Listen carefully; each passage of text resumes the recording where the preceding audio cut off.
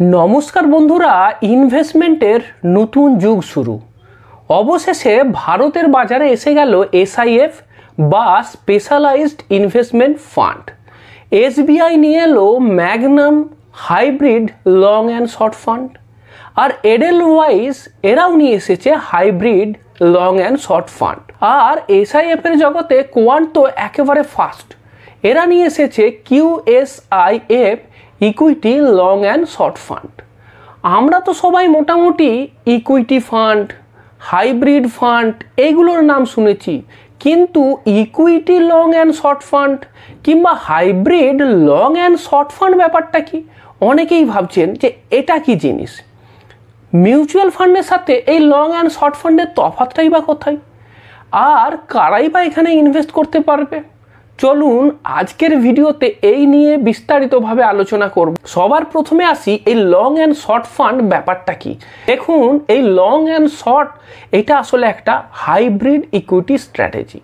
এই স্ট্র্যাটেজিতে long position নেওয়া হয়। লং পজিশনে কি হয় যে আমি যে স্টকগুলো কিনবো সেই স্টকগুলোর প্রাইস ভবিষ্যতে বাড়বে, এই এক্সপেকটেশনেতে লং পজিশন নেওয়া হয়। আর শর্ট পজিশনে কি হয় যে আমি এইটা এক্সপেক্ট করব যে কিছু স্টকের শেয়ার প্রাইস আসলে কমবে, তো সেই শেয়ার প্রাইস কমবে এইটাকে কাজে লাগিয়ে আমি সেইখান থেকে বেনিফিট নেব, এটাকে বলা হয় শর্ট পজিশন। তবে শর্ট পজিশনেতে আমি যে স্টকটাকে সেল করব সেই স্টকটা কিন্তু আমার নিজের না, আমি সেই স্টকটাকে বড় করে তাকে সেল করব, এটাকে বলা হয় শর্ট পজিশন। তো দুটো ক্ষেত্রেই আমার উদ্দেশ্য হবে যে আমার প্রফিটটা ম্যাক্সিমাইজ করা। এইবার এই ব্যাপারটাকে আরেকটু উদাহরণের সাহায্যে একটু ডিটেলে এক্সপ্লেন করে দিই, তাহলে আপনার বুঝতে সুবিধে হবে। সবার প্রথমে আসি লং পজিশন।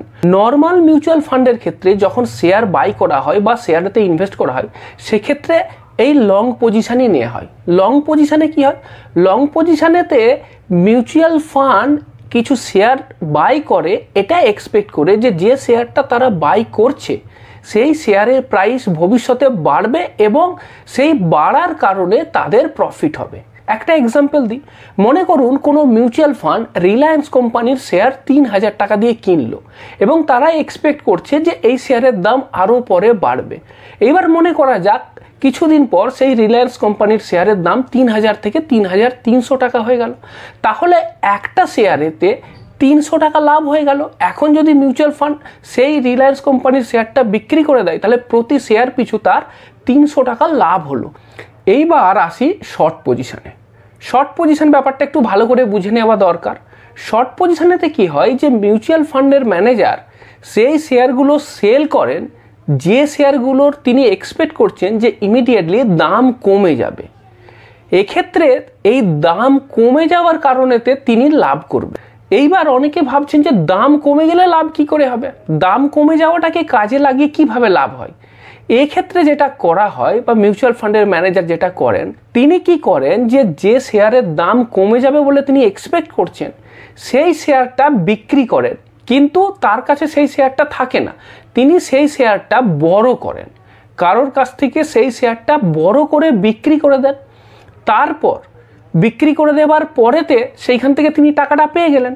এইবার কিছুদিন পরে যদি সেই শেয়ারের দাম অ্যাকচুয়ালি কমে যায় তাহলে কি হবে, তাহলে তিনি আবার যে টাকা দিয়ে বিক্রি করেছিলেন সেই টাকাটা তার কাছে আছে, তো সেই টাকা দিয়ে তিনি আবার ওই কম দামে শেয়ার কিনে যার থেকে বড় করেছিলেন তাকে ফেরত দিয়ে দিলেন, কিন্তু তবুও তার লাভ হয়ে যাবে, কারণ যখন তিনি বিক্রি করেছিলেন, বিক্রি করে টাকাটা নিজের কাছে রেখেছিলেন তখন দাম বেশি ছিল, আর যখন তিনি আবার কিনে ফেরত দিচ্ছেন তখন তো কম দামে কিনছেন, সেই কারণের জন্য তার লাভ হয়ে যাচ্ছে। এইটাকে বলা হয় শর্ট পজিশন। আসুন এইবার এই শর্ট পজিশনটাও আপনাকে একটু এক্সাম্পলের সাহায্যে বোঝাই। মনে করুন আমি এই এক্সাম্পল হিসাবে রিলায়েন্সকেই নিলাম, যে ফান্ডের ম্যানেজার তিনি এইটা এক্সপেক্ট করছেন যে রিলায়েন্স শেয়ারের দাম কমে যেতে পারে, তো তিনি কি করলেন যে শেয়ার বড় করে ৩,০০০ টাকা দিয়ে রিলায়েন্সের শেয়ার বিক্রি করে দিলেন। তার মানে কি হলো যে তিনি ৩,০০০-এ রিলায়েন্সেতে শর্ট পজিশন নিলেন। এরপর কিছুদিন পর দেখা গেল যে সত্যি সত্যি রিলায়েন্স শেয়ারের দাম কমে গেছে এবং এখন রিলায়েন্স শেয়ারের দাম হয়ে গেছে ২৭০০ টাকা। তাহলে তিনি কি করলেন যে যখন তিনি বিক্রি করেছিলেন ৩,০০০-এ বিক্রি করেছিলেন, ৩,০০০ টাকা তিনি পকেটে নিয়ে নিয়েছেন বিক্রি করে। এইবার যখন দাম কমে গেছে তখন তিনি আবার কি করলেন, 2700 টাকা দিয়ে, যখন দাম কমে এখন 2700 হয়ে গেছে, তো 2700 দিয়ে আবার একটা রিলায়েন্স শেয়ার কিনে নিলেন, কিনে যার থেকে ধার নিয়েছিলেন তাকে বিক্রি করে দিলেন। কিন্তু তবুও তো তার 300 টাকা লাভ হয়ে গেল। তো এই 300 টাকা তার লাভ হবে, অবশ্যই এর থেকে কিছুটা টাকা তার কম লাভ হবে, কারণ যার থেকে ধার নিয়েছিলেন তাকে তো কিছু টাকা দিতে হবে, সে তো আর খালি হাতে ধার দেবে না। তো তাকে যদি আমি সেই টাকাটা ফেরতও দিই, তারপরেতেও আমার কিছু এক্সট্রা লাভ থেকে যাচ্ছে। কিন্তু আবার যদি এমন হয় যে আমি এক্সপেক্ট করেছিলাম যে দাম কমবে, কিন্তু অ্যাকচুয়ালি দাম কমলো না, বরং উল্টে দাম বেড়ে গেল, তাহলে কিন্তু লাভ হবে না, তাহলে উল্টে ক্ষতি হয়ে যাবে। সুতরাং একটা জিনিস আপনার কাছে পরিষ্কার হয়ে গেল, লং পজিশনই হোক আর শর্ট পজিশনই হোক, দুটোই কিন্তু আসলে প্রবাবিলিটি আর এক্সপেকটেশনের উপর বেস করে। আমার এক্সপেকটেশন যেটা আছে, আমার যেটা বেট আছে, সেই বেটটা যদি ঠিক হয় তাহলে আমার লাভ, কিন্তু বেটটা যদি আমার ভুল হয়ে যায় তাহলে কিন্তু আমার লস হয়ে যাওয়ারও সম্ভাবনা আছে। এইবার আপনাকে এই লং অ্যান্ড শর্ট স্ট্র্যাটেজিটা কিভাবে কাজ করে, মানে কোনো মিউচুয়াল ফান্ড ম্যানেজার যদি এই দুটো স্ট্র্যাটেজিকে একসাথে ব্যবহার করেন তখন সেটাকে কিভাবে কাজে লাগান, সেটা আপনাকে একটা এক্সাম্পল দিয়ে দেখাই, তাহলে আরও আপনার বুঝতে সুবিধে হবে। মনে করুন একটা মিউচুয়াল ফান্ডের ফান্ড ম্যানেজার, তিনি এটা এক্সপেক্ট করছেন যে ইনফোসিস কোম্পানির শেয়ার প্রাইস বাড়বে। তো সেই কারণের জন্য তিনি কি করলেন, যে ইনফোসিসের লং পজিশন নিলেন, মানে ইনফোসিস কোম্পানির শেয়ার কিনে হোল্ড করে রাখলেন ভবিষ্যতে বাড়বে এই আশা নিয়ে। এবং তিনি এইটাও এক্সপেক্ট করলেন বা এটা বেট নিলেন যে টাটা মোটরসের শেয়ার কমবে, সুতরাং টাটা মোটরসে তিনি শর্ট পজিশন নিলেন এবং এটা এক্সপেক্ট করে যে টাটা মোটরসের শেয়ার প্রাইস ভবিষ্যতে কমবে। এগুলো সবই কিন্তু আমি এক্সাম্পলের হিসাবে আপনাকে বলছি।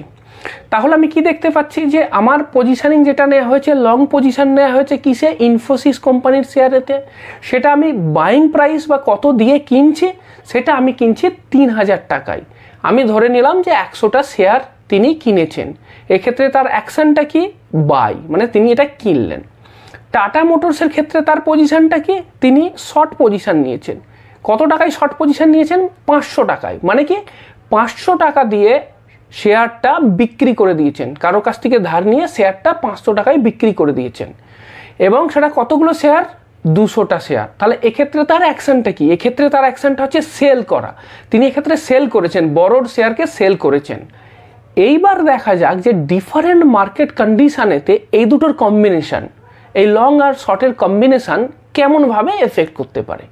মনে করছি যে মার্কেট রাইজ হয়েছে, মানে দুটোর ক্ষেত্রেই শেয়ার প্রাইস বেড়ে গেছে।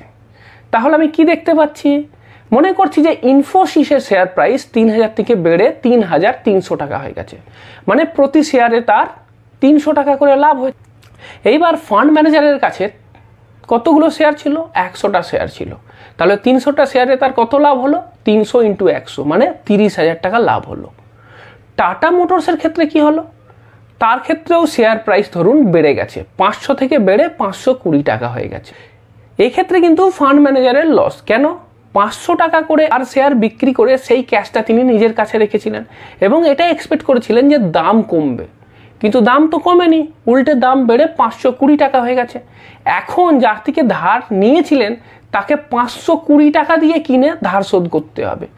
তো 500 টাকা দিয়ে বিক্রি করে 520-তে কিনতে হচ্ছে, মানে পার শেয়ার পিছু 20 টাকা লস হলো না। তাহলে তার এই 200টা শেয়ারেতে কত লস হলো, 200 × 20 মানে 4000 টাকা। তাহলে এই টোটাল স্ট্র্যাটেজিটাতে তার কি লাভ বা লোকসান হলো, নেট তার লাভই হলো। 30,000 থেকে 4000 মাইনাস করলে 26,000 টাকা তার নেট লাভ হলো। এইবার মনে করুন যদি মার্কেট ফল হয়, মানে মার্কেট যদি ডাউন হয়, তাহলে সেক্ষেত্রে এই কম্বিনেশনটা কীরকম রিটার্ন দিচ্ছে। প্রথমে আসি ইনফোসিসের ক্ষেত্রে। ইনফোসিসে মনে করুন 3000 টাকা শেয়ার 2800 টাকা হয়ে গেছে, প্রতি শেয়ার পিছু 200 টাকা করে লস। তাহলে 100টা শেয়ারে তার লস কত হলো, 20,000 টাকা। টাটা মোটরসেরও শেয়ার ফল করেছে, 500 থেকে কমে 450 হয়ে গেছে। টাটা মোটরসে কিন্তু তার উল্টে লাভ হয়ে গেল, কেন, কারণ সে 500 টাকা করে বিক্রি করে সেই টাকাটা সে হাতে রেখে দিয়েছে। এইবার যখন সে ফেরত দেবে, মানে ধার দেওয়া শেয়ারটা যখন সে যে ধার দিয়েছিল তাকে ফেরত দেবে কিনে, সে তো এখন 450 টাকায় কিনে তাকে ফেরত দিয়ে দিতে পারবে, মানে আসলে শেয়ার পিছু 50 টাকা করে লাভ হয়ে গেছে। এইবার 200টা শেয়ারেতে 50 টাকা করে হলে তার 10,000 টাকা লাভ হলো। তাহলে এক্ষেত্রে তার নেট লস হলো ঠিকই, কিন্তু লসটা অনেকটাই কম হলো। কত লস হলো? 20,000 থেকে 10,000 মাইনাস হয়ে গিয়ে আপনার হলো নেট 10। এইবার দেখুন, যদি এক্ষেত্রে তার শুধু লং পজিশনই থাকতো তাহলে তার 20,000 টাকা লস হতো, কিন্তু যেহেতু তার লং আর শর্ট দুটো মিলিয়ে আছে সেই কারণের জন্য তার লসের পরিমাণটা কমে গেল।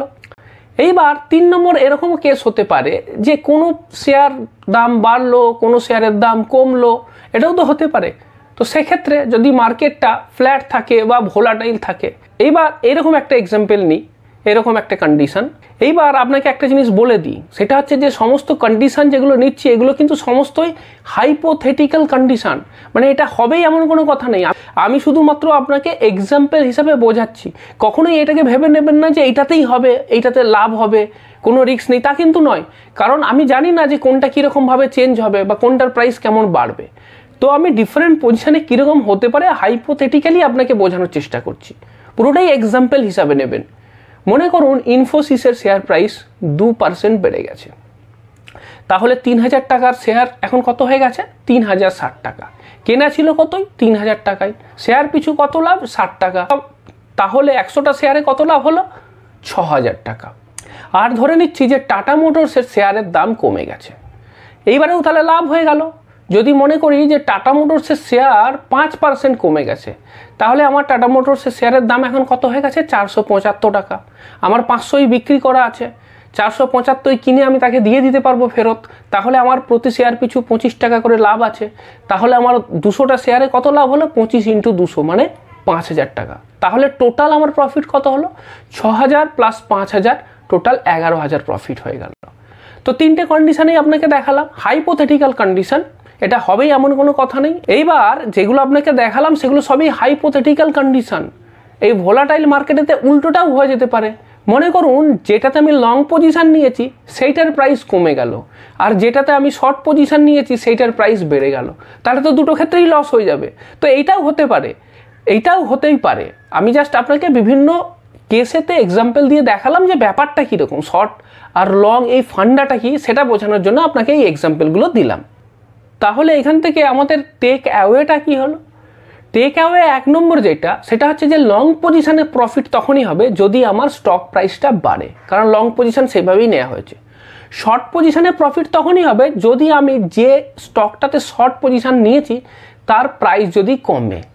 আর এই দুটোকে কম্বাইন করে আমি রিস্কটাকে রিডিউস করার চেষ্টা করছি, বা মিউচুয়াল ফান্ডের ম্যানেজার চেষ্টা করছেন। সবসময় তার চেষ্টা যে সফল হবে এমনও কোনো কথা নেই। আপনাকে আমি বলেছি যে ডিফারেন্ট কন্ডিশনে কিন্তু আলাদা আলাদাভাবে মার্কেট পারফর্ম করতে পারে এবং বিহেভিয়ার চেঞ্জ হয়ে যেতে পারে। সুতরাং এটাও কিন্তু সমান রিস্কি, মানে এখানে রিস্ক নেই তা কিন্তু নয়। আর নেট আউটপুট যেটা, সেটা ডিপেন্ড করছে যে কোন পজিশনে আপনার কত টাকা রাখা আছে, লং পজিশনে কতটা রাখা আছে, শর্ট পজিশনে কতটা রাখা আছে। লং পজিশনটা বেশি লাভ দিল না শর্ট পজিশনটা বেশি লাভ দিল, নাকি দুটোই লাভ দিল, নাকি দুটোই লস দিল। তো এইগুলোর উপর ডিপেন্ড করছে। এইটা কিন্তু আপনাকে বুঝতে হবে যে এইটাও কিন্তু টোটালি ডিপেন্ড করছে যে বেটগুলো নিচ্ছে সেইগুলো আমার ফেভারে গেল নাকি সেটা আমার এগেনস্টে গেল, তার উপরেই কিন্তু ডিপেন্ড করছে যে আমার রিটার্নটা কেমন হবে। এইবার যে প্রশ্নটা ইম্পর্টেন্ট সেটা হচ্ছে এই যে লং অ্যান্ড শর্ট ফান্ড, মানে SIF বলতে পারি, এর সাথে মিউচুয়াল ফান্ড যেটা, তার তফাৎটা কি, এগুলো জানা তো জরুরি। প্রথম তফাৎ হচ্ছে যে যদি আমি মিউচুয়াল ফান্ডে ইনভেস্ট করি তাহলে আমার SIP কিন্তু খুব কম টাকা দিয়ে শুরু করা যেতে পারে। কোনো ফান্ডের ক্ষেত্রে 100 দিয়েও শুরু করা যায়, কোনো ফান্ডের ক্ষেত্রে 500 টাকা, লামসাম 5,000 টাকা দিয়ে শুরু করা যায়। কিন্তু এই যে SIF, এর ক্ষেত্রে আপনার মিনিমাম ইনভেস্টমেন্টই হতে হবে 10 লাখ টাকা। সেবির এটা গাইডলাইনই আছে যে SIF এর মিনিমাম ইনভেস্টমেন্ট 10 লাখ টাকা। সুতরাং আপনার যদি বেশি ইনভেস্ট করার ক্ষমতা থাকে, যারা HNI ইনভেস্টার বা যারা experienced investor, already mutual fund SIP এই সমস্ত জায়গাতে ইনভেস্ট করেছেন, তারপরেও ইনভেস্ট করতে চান, তারা এই সমস্ত জায়গাতে ইনভেস্ট করতে পারেন। ইনভেস্টমেন্টের যে ইনভেস্টার তাদের টাইপ যদি দেখেন, মিউচুয়াল ফান্ডের ক্ষেত্রে রিটেল ইনভেস্টার যারা, তারা ইনভেস্ট করবেন। আর আপনার স্পেশালাইজড ইনভেস্টমেন্ট ফান্ডের ক্ষেত্রে এক্ষেত্রে আপনার ধরুন যারা HNI তারা ইনভেস্ট করতে পারেন। এক্সপেরিয়েন্সড ইনভেস্টার যারা আর একটু বেশি ইনভেস্ট করতে চান তারা এখানেতে ইনভেস্ট করতে পারেন। এরপরে হচ্ছে যে ইনভেস্টমেন্ট স্ট্র্যাটেজি। আমি দেখতে পাচ্ছি যে মিউচুয়াল ফান্ডের ক্ষেত্রে কিন্তু স্ট্যান্ডার্ড ইনভেস্টমেন্ট স্ট্র্যাটেজি, যেখানেতে ইকুইটি, ডেট, হাইব্রিড আর লং পজিশন। এক্ষেত্রে শুধু লং পজিশনই থাকে দেখবেন মিউচুয়াল ফান্ডের ক্ষেত্রে, কিন্তু এসআইএফ এর ক্ষেত্রে কিন্তু আপনার স্পেশালাইজড ইনভেস্টমেন্ট অপশন থাকছেই, অ্যাডভান্স অপশন থাকছে ইনভেস্টমেন্টের ক্ষেত্রে। যেমন আপনাকে আমি বলছিলাম long and short strategy, sector rotation, এরকম বিভিন্ন ধরনের স্ট্র্যাটেজি আছে যেখানেতে ইনভেস্ট করা যায়। এইবার প্রশ্ন হলো যে এই এসআইএফ এইখানেতে ইনভেস্ট কীভাবে করব? দেখুন আপনাকে আমি বলেইছি যে অনেকগুলো এএমসি অলরেডি এই এসআইএফের এনএফও নিয়ে চলে এসেছে। কারা কারা এসেছে? সবার প্রথমে এসেছে কিন্তু কোয়ান্টের এসেছে QSIF equity long and short fund. মানে বুঝতেই পারছেন যে এখানে পুরো ইকুইটিরই লং অ্যান্ড শর্ট ফান্ডেতে ইনভেস্ট হবে। এর এনএফও পিরিয়ড ছিল 17 সেপ্টেম্বর থেকে 1 অক্টোবর পর্যন্ত, কিন্তু এগুলো সবই ওপেন এন্ডেড স্কিম হবে, সুতরাং এর পরেতেও এখানেতে ইনভেস্ট করার সুযোগ থাকবে। এটা হচ্ছে আপনার totally flexi cap equity fund, বুঝতেই পারছেন equity oriented flexi cap fund, কিন্তু এখানে ওই লং অ্যান্ড শর্ট পজিশনিং থাকবে। এই ফান্ডের ক্ষেত্রে অ্যাসেট অ্যালোকেশনটা কেমন হবে? যে ইকুইটি 80 থেকে 100% পর্যন্ত ইকুইটি অ্যালোকেশন হতে পারে, আর ওই ইকুইটির মধ্যে 25% পর্যন্ত শর্ট পজিশনিং নেওয়া যেতে পারে। যেই শর্ট পজিশনের ব্যাপারটা আপনাকে এক্সপ্লেন করেছিলাম ভিডিও শুরুর দিকে, সেই শর্ট পজিশনিংয়ে 25% পর্যন্ত এখানেতে ইনভেস্ট হতে পারে ভায়া ডেরিভেটিভস। এরপরে আসছি মিনিমাম ইনভেস্টমেন্ট অপশন। সেটা বলেই দিয়েছি যে সেবি রুলই আছে যে 10 লাখ টাকা দিয়ে শুরু করতে হবে এখানে ইনভেস্টমেন্ট। এরপরে 2 নম্বর যেটা, সেটা হচ্ছে এডেলওয়াইজের Altiva hybrid long and short fund. তার মানে এটা একটা হাইব্রিড ক্যাটাগরির লং অ্যান্ড শর্ট ফান্ড। তো হাইব্রিড ক্যাটাগরি মানেই বুঝতে পারছেন যে এখানে ইকুইটিতেও ইনভেস্ট হবে, ডেটেতেও ইনভেস্ট হবে, কিন্তু যেটা ইকুইটিতে ইনভেস্ট হবে সেই ক্ষেত্রে লং আর শর্ট পজিশনিং এই দুটো নেবে। তো এক্ষেত্রে তাহলে ইকুইটির অ্যাসেট অ্যালোকেশনটা কেমন হবে? 25 থেকে 75% পর্যন্ত ইকুইটিতে ইনভেস্ট হতে পারে। ডেট কেমন হবে? ডেটের ক্ষেত্রেও তাই, 25 থেকে 75% ইনভেস্টমেন্ট হবে। মানে এমন নয় যে দুটোতেই 75 হবে, রেশিওটা হচ্ছে যে 25 থেকে 75-এর মধ্যে। ঠিক তেমনিভাবে ডেটেতেও যেটা ইকুইটিতে দিয়েছে তার থেকে কিছুটা কমিয়ে ডেটেতে দেবে, সেটাও 25 থেকে 75 এই পার্সেন্টেজের মধ্যে থাকবে। আর ইকুইটি যেটা তার 25% আপনার ওই শর্ট পজিশনিংয়ে রাখতে পারবে। এর যে এনএফও সেটা 1 অক্টোবর ওপেন হয়ে গেছে, তো এইখানে তো এখনও ইনভেস্ট করার সুযোগ আছে। আপনি যদি এনএফওতে ইনভেস্ট করতে চান তাহলে এখানে ইনভেস্ট করতে পারেন। 1 অক্টোবর থেকে 15 অক্টোবর পর্যন্ত এর এনএফও ওপেন পিরিয়ড। এরপরে 3 নম্বর যেটা আসছে সেটা হচ্ছে এসবিআইয়ের Magnum hybrid long and short fund. তো এটা এসবিআই থেকে নিয়ে আসছে, এরও এনএফও 1 অক্টোবর থেকে চালু হয়ে গেছে, 15 অক্টোবর পর্যন্ত চলবে। এনএফও পিরিয়ড হচ্ছে 1 অক্টোবর থেকে 15 অক্টোবর। এক্ষেত্রেও একই হাইব্রিড ফান্ড, যেহেতু ম্যাক্সিমামটা তো ইকুইটিতে ইনভেস্ট হবে, 65 থেকে 75% আপনার ইকুইটি বা ইকুইটি রিলেটেড প্রোডাক্টে ইনভেস্ট হবে। ডেট প্রোডাক্টে আপনার 25 থেকে 35% এটা ডেট প্রোডাক্টে ইনভেস্ট হবে। এক্ষেত্রেও শর্ট ডেরিভেটিভস, শর্ট পজিশনিং যেটা, সেটাও 0 থেকে 25% পর্যন্ত ম্যাক্সিমাম হবে। ইভেন আপনার REIT, INVIT এই সমস্ত জায়গাতেও আপনার 10% পর্যন্ত ইনভেস্টমেন্ট হতে পারে। এক্ষেত্রে আরেকটা জিনিস নজর করার মতো, সেটা হচ্ছে দেখুন যে নর্মাল মিউচুয়াল ফান্ড আর ওই এসআইএফ এর ভেতরে ব্র্যান্ডিং এর ভেতরেও কিন্তু একটা পার্থক্য আছে। সেবির কিন্তু একটা স্ট্রং গাইডলাইন আছে যে নর্মাল মিউচুয়াল ফান্ড আর এসআইএফ দুটো যেন সাধারণ বিনিয়োগকারীরা গুলিয়ে না ফেলে, সেই কারণের জন্য দুটো যেন দুরকম নামে হয়। যেমন ধরুন কোয়ান্ট মিউচুয়াল ফান্ডের ক্ষেত্রে স্টার্টই হচ্ছে এরকম QSIF equity long and short fund. ঠিক তেমনিভাবে দেখুন এডেলওয়াইজের ক্ষেত্রে নাম দিয়েছে কি Altiva hybrid long and short fund. তো আলটিভা নাম দিয়ে স্টার্ট করেছে। ঠিক তেমনিভাবে আপনার এসবিআইয়ের ক্ষেত্রে দেখুন Magnum hybrid long and short fund. তো দেখতে পাচ্ছেন যে নামগুলো একটু নতুন ধরনের রাখছে, যাতে কিনা নর্মাল হাইব্রিড ফান্ডের সাথে কেউ গুলিয়ে না ফেলে বা নর্মাল ইকুইটি ফান্ডের সাথে কেউ গুলিয়ে না ফেলে। এবার এই 3টে এএমসির কথা বললাম, এরা এই এসআইএফগুলো অলরেডি নিয়ে চলে এসেছে, কিন্তু বাকি এএমসিগুলোও কিন্তু পিছিয়ে নেই। প্রায় সমস্ত এএমসি সেবির কাছে তাদের যে প্রপোজাল সেগুলো পাঠিয়ে দিয়েছে, এর পরে পরে সেগুলোও নিয়ে আসবে। যেমন ধরুন বন্ধন বা অন্যান্য যারা আছে তারাও কিন্তু খুব শীঘ্রই এই এসআইএফ নিয়ে